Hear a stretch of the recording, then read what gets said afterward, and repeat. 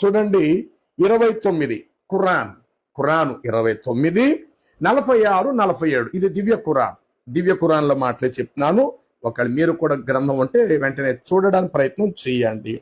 గ్రంథ ప్రజలతో ఇలాగు చెప్పుము, అల్లా చెప్తున్నాడు, గ్రంథ ప్రజలతో నువ్వు ఇలాగు చెప్పుము. ఏమని? మా దేవుడు మీ దేవుడు ఒక్కడే. చూడండి, ఖురాన్లో ఉన్న మాట, మా దేవుడు మీ దేవుడు ఒక్కడే, మేము ఆయనకే విధేయులము. ఓ ప్రవక్త, ఇదే విధముగా మేము నీపై గ్రంథాన్ని అవతరింప చేశాము.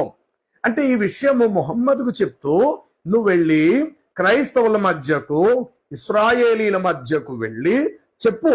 ఏమని?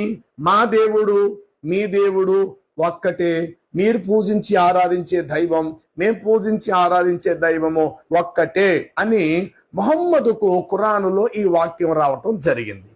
కానీ విషయం ఏంటంటే, ప్రపంచం మొత్తం మీద ముస్లిములు మీ బైబిల్లో ఉన్న యెహోవా దేవుడే మా అల్లా అని ముస్లిము చెప్పుకుంటారేమో, కానీ ప్రపంచం మొత్తం మీద ఏ ఇజ్రాయేలీయుడు, ఏ యూదుడు, ఏ క్రైస్తవుడు కూడా మీ ఖురానులో ఉన్న అల్లాయే మా బైబిల్లో ఉన్న యెహోవా దేవుడు ఒక్కటని ఏ క్రైస్తవుడు నమ్మడు.